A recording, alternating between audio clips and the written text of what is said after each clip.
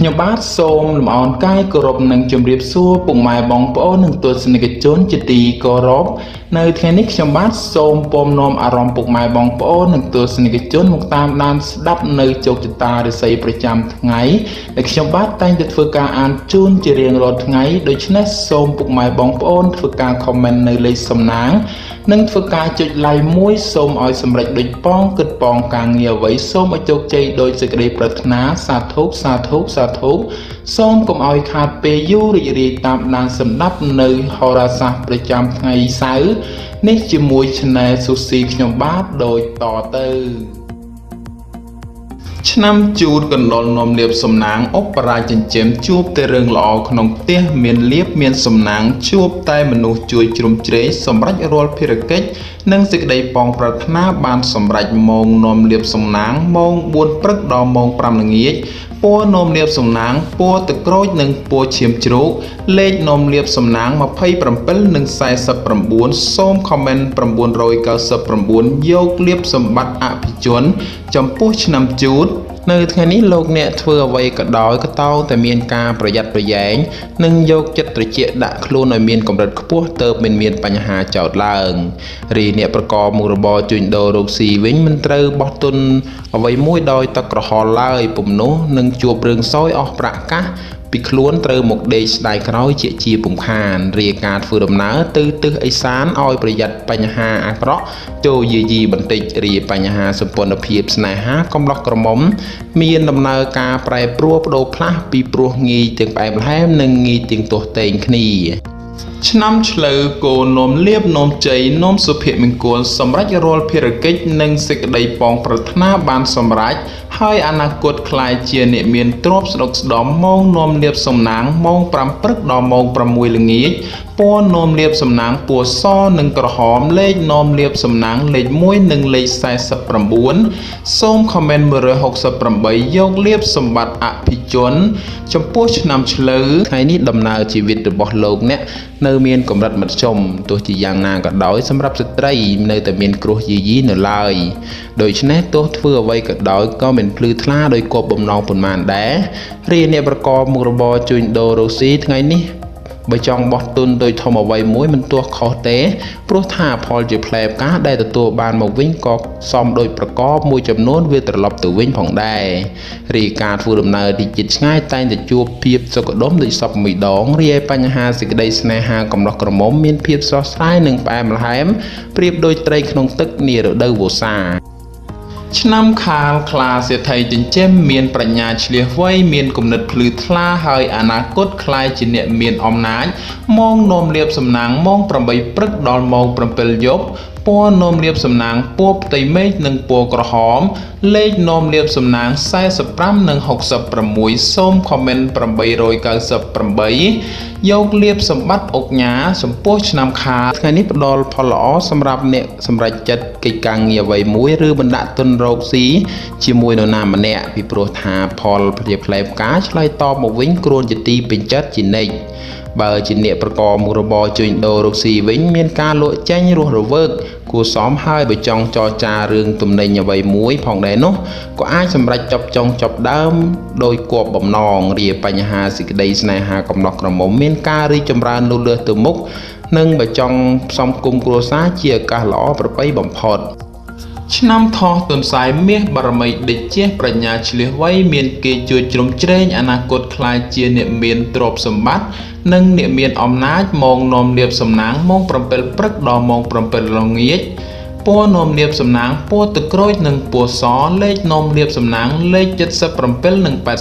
89 សូម comment 989 យកលៀបសម្បត្តិអ្នកមានជន់ខ្ពស់ចំពោះឆ្នាំថោះថ្ងៃនេះដំណើរជីវិតរបស់លោកអ្នកមិនល្អប្រសើរប៉ុន្មានទេហេតុនេះទោះបីធ្វើអ្វីក៏បីមានការប្រយ័ត្នប្រយែងទើបពុំមានបញ្ហាចោទឡើងចំពោះអ្នកប្រកបមុខរបរជួញដូររកស៊ីនៅក្នុងថ្ងៃនេះផងដែរការជួញទីជិតឆ្ងាយអាចហុចផលជាផ្លែផ្កាមកវិញគ្រួនជាទីកក់ក្ដៅតែយ៉ាងណាចូលប្រយ័ត្នក្រុមមនុស្សបាបមិត្តបង្កចំនួនណាមួយកើតឡើងរីការធ្វើដំណើរទីជិតឆ្ងាយជួបបញ្ហាប្រទើច្រើនក៏បីមានការប្រយ័ត្នប្រយែងរីបញ្ហាសេចក្តីស្នេហាកំឡោះក្រមុំមានការជឿនលឿនតិចតួចតែការថយក្រោយនោះក៏ច្រើនជាងផងដែរ ឆ្នាំរោងអ្នកករាជមានរិទ្ធមានអំណាចអ្នកតែងតែមានគំនិតជ្រះថ្លាប្រាជ្ញាវាងវៃប្រាថ្នាអ្វីបានសម្រេចដោយបំណងធ្វើការតូចធំរមែងមានអ្នកគ្រប់គ្រងទំនុកបំរុងសពបែបយ៉ាងម៉ោងនាំលៀបសំណាងម៉ោង4ព្រឹកដល់ម៉ោង9យប់ពណ៌នាំលៀបសំណាងខ្មៅនិងក្រហមលេខនាំលៀបសំណាង69និងលេខ99សូមខមមិន777យកលៀបសម្បត្តិគេហបតីចិនខ្ពស់ចំពោះឆ្នាំរោងនៅថ្ងៃនេះការប្រកបការងារឃើញថាមានការជឿនលឿនទៅមុខយឺតហើយពិសេសងាយកើតបញ្ហាប្រទែងប្រទើសជាមួយអ្នកដតីថែមទៀតផងចំពោះអ្នកប្រកបមុខរបរជួញដូររកស៊ីវិញលោកអ្នកត្រូវចេះសន្សំទ្រព្យដែលល្អោចឡើងទៅកុំខំប្រមូលតែទ្រព្យធំព្រោះថ្ងៃនេះសម្បូរទៅដោយទ្រព្យដែលល្អោចតែប៉ុណ្ណោះរីការធ្វើដំណើរទីជិតឆ្ងាយក៏បីកុំសេពគប់ល្បែងស្រីស្រាព្រោះមានតែភាពទុក្ខសោកមកវិញតែប៉ុណ្ណោះរីឯបញ្ហាគូស្នេហ៍ប្តីប្រពន្ធឬកំឡោះក្រមុំមានដំណើរការថយក្រោយនិងប្រឆាំងគ្នាច្រើនឆ្នាំម្សាញ់ពោះទេវតានាំលៀបឧបរាជចិញ្ចឹមមានជ័យជំនះមានមនុស្សស្រឡាញ់រាប់អានច្រើនម៉ោងនាំលៀបសំណាងម៉ោង5ព្រឹកដល់ម៉ោង6ល្ងាចពណ៌នាំលៀបសំណាងពណ៌ក្រហមនិងសលេខនាំលៀបសំណាងលេខ21និង97សូមខមមិន989យកលៀបសម្បត្តិអ្នកមានជន់ខ្ពស់ចំពោះឆ្នាំម្សាញ់នៅថ្ងៃនេះលោកអ្នកប្រកបកិច្ចការងារអ្វីក៏ដោយក៏អាចចាប់ផ្ដើមពេញដៃពេញជើងបានហើយចំពោះបញ្ហាការងារប្រកាសនិងសុខភាពមានចោទជាបញ្ហាទេនិងបើមានការឈ្មោះឈ្មោលតែងតែជួបសេចក្តីសម្រេចដោយគប់បំណងចំពោះអ្នកប្រកបមុខរបរជួញដូររកស៊ីជួបផលលំបាកក្នុងការរកផលចំណូលបន្តិចព្រោះតែមានការប្រជែងគ្នាច្រើននិងជាពិសេសឲ្យប្រយ័ត្នចំនួនវិវាទជាមួយអ្នកដទៃព្រោះតែការដណ្ដើមអតិថិជនគ្នារីបញ្ហាសម្ព័ន្ធភាពស្នេហាកំឡោះក្រមុំប្រុសស្រីមានការផុយស្រួយចំនួនវិវាទហើយបើចេះអត់ឱននឹងគ្នាខ្លះទៅកិច្ចផុតពីរឿងរ៉ាវចម្រូងចម្រាសនេះទៅរួចឆ្នាំមមីសេះមេតបនាំលៀបឧបរាជចិញ្ចឹមមានសំណាងឈ្នះរាល់សត្រូវគ្រប់ច្រកល្ហកឡើងបនឡើងស័កឡើងតួនាទីម៉ោងនាំលៀបសំណាងម៉ោង6ព្រឹកដល់ម៉ោង8យប់ពណ៌នាំលៀបសំណាងពណ៌សនិងក្រហមលេខនាំលៀបសំណាងលេខ19និង66សូមខមមិន168យកលៀបសម្បត្តិទេវតាទ្រព្យចំពោះឆ្នាំមមីនៅថ្ងៃនេះការប្រកបការងារមានការជឿនលឿនច្រើនផ្នែកក្នុងនេះមានថារឿងការងាររឿងប្រកាសរឿងផ្ទាល់ខ្លួននោះឡើយសម្រាប់អ្នកប្រកបមុខរបរជួញដូររកស៊ីវិញមានភាពរលូនទៅមុខល្អនិងការរកផលកម្រៃទៀតសោតក៏គ្រុនបើជាងមុនផងដែររីការធ្វើដំណើរទៅជិតឆ្ងាយជួបភាពសុខដុមទាំងពេលទៅនិងពេលត្រឡប់មកវិញរីបញ្ហាសេចក្តីស្នេហាកំឡោះក្រមុំពោះម៉ាយវិម៉ាយក្តីជួបរឿងការយល់ខុសនិងភាពប្រជ្រែកប្រចានកំពុងចូលលុកលុយច្រើនដូច្នេះត្រូវកាត់បន្ថយខ្លះទៅបង្ការចំនួនវិវាទចេញពីខ្លួនទៅប្រសើរឆ្នាំមមេពពេមាសបារមីដេជះមានលៀបមានសំណាងคล้ายជាមហាសេដ្ឋីមហាសាលម៉ោងនាំលៀបសំណាងម៉ោង5ព្រឹកដល់ម៉ោង8យប់ពណ៌នាំលៀបសំណាងសនិងលឿងលេខនាំលៀបសំណាង48និង59សូមខមមិន168យកលៀបសម្បត្តិមហាសេដ្ឋីចំពោះឆ្នាំមមេនៅថ្ងៃនេះបើមានការលេងហ៊ុនឬមិនដាក់ទុនរយៈពេលវែងក៏បីមានការប្រយ័ត្នប្រយែងពីព្រោះថាងាយកើតបញ្ហាប្រឈមមុខជាមួយបញ្ហាមិនល្អកើតឡើងណាស់រីអ្នកប្រកបមុខរបរជួញដូររកស៊ីនៅក្នុងថ្ងៃនេះបើមានការជួញទីជិតឆ្ងាយមានភាពលំនឹងល្អពោលគឺមានការរកផលចំណូលលោកអ្នកអាចបានគ្រាន់បំពេញក្រពះផងដែរ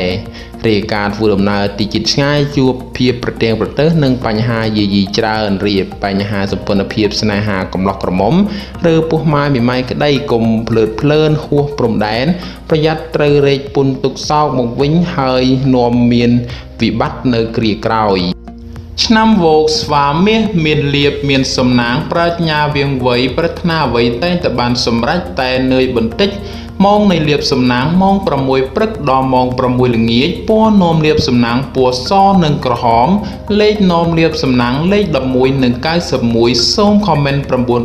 999យកលៀបសម្បត្តិទេវតាទ្រព្យចំពោះឆ្នាំវោកនៅថ្ងៃនេះបើទោះបីធ្វើអ្វីក៏ដោយតោងតែមានការជឿនលឿនគួរសមម្ល៉េះហើយរាល់កិច្ចការងារបើសម្រុកតែងតែទទួលបានជោគជ័យត្រឡប់មកវិញរីអ្នកប្រកបមុខរបរជួញដូររកស៊ីវិញឃើញទាំងការជួញទីជិតឆ្ ឆ្ងាយមានដំណឹងល្អពោលគឺមិនមានអ្វីប្រែប្រួលដោយជាទីកត់សម្គាល់ទេគឺដូចសពមីដងរាយការណ៍ធ្វើដំណើរទីជិតឆ្ងាយមានភាពប្រទៀងប្រទើសនិងបញ្ហារត់ចូលច្រើនក៏បីមានការប្រយ័ត្នប្រយែងរីឯបញ្ហាសេចក្តីស្នេហាប្រុសស្រីព្រោះតែពេលនេះមានរឿងរ៉ាវចូលមកកកោផ្លូវចិត្តធ្វើឲ្យកើតមានការប្រទៀងប្រទើសគ្នាច្រើនឆ្នាំរកាមុនភ្លើងពណ៌មាសជួបសុខសំណាងមនុស្សគ្រប់គ្នាជួបហើយតែងតែស្រឡាញ់រាប់អានទំនុកបំរុងម៉ោងនាំលៀបសំណាងម៉ោង8ព្រឹកដល់ម៉ោង10យប់ពណ៌នាំលៀបសំណាងពណ៌ប្រផេះនិងក្រហមលេខនាំលៀបសំណាងលេខ21និង99សូមខមមិន868យកលៀបសម្បត្តិអុកញ៉ាចំពោះឆ្នាំរកានៅថ្ងៃនេះដោយសារដួងរាសីរបស់លោកអ្នកឡើងខ្ពស់ដូច្នេះផ្ដល់ផលល្អសម្រាប់ស្ត្រីក្នុងការចាត់ចែងការងារអ្វីមួយពីព្រោះថាផលល្អៗតែងតែហុចមកវិញជានិច្ចសម្រាប់ថ្ងៃនេះផងដែរដោយសារដួងរាសីរបស់លោកអ្នកឡើងខ្ពស់ដូច្នេះអ្នកប្រកបមុខរបរជួញដូររកស៊ីមានការចម្រើនលូតលាស់និងទទួលបានជោគជ័យល្អប្រសើររាយការណ៍ធ្វើដំណើរទីជិតឆ្ងាយជួបភាពសុខដុមទាំងពេលទៅនិងពេលត្រឡប់មកវិញរាយបញ្ហាសេចក្តីស្នេហាប្រុសស្រីបើចង់ផ្សំគុំគ្រួសារជាឱកាសល្អបំផុតនិងបើមានចំនួនវិវាទជាពេលវេលាល្អក្នុងការផ្សះផ្សាទៀតផងឆ្នាំចសនៈមានលៀបមានសំណាងពោពេញដោយសុភមង្គលជាពិសេសអនាគតខ្លាយជាសេដ្ឋីកហបតីឬអ្នកមានជាន់ខ្ពស់ម៉ោងនៃលៀបសំណាងម៉ោង5ព្រឹកដល់ម៉ោង6ល្ងាចពណ៌នាំលៀបសំណាងពណ៌សនិងក្រហមលេខនាំលៀបសំណាង99និង77សូមខមមិន989យកលៀបសម្បត្តិអ្នកមានជាន់ខ្ពស់ចំពោះឆ្នាំចនៅថ្ងៃនេះដំណើរជីវិតរបស់លោកអ្នកឃើញថាមានកម្រិតមិនសូវល្អទេទោះបីធ្វើអ្វីក៏ដោយតែជឿនលឿនទៅមុខសន្សឹមជានិច្ចសម្រាប់អ្នកប្រកបមុខរបរជួញដូររកស៊ីនៅក្នុងថ្ងៃនេះជួបបញ្ហាខ្សត់ខ្សោយអតិថិជនឯផលកម្រៃទៀតសោតអ្នកខ្លះរោគមិនគ្រប់ឆ្នាំងបាយសឹងតែមិនគ្រប់ផង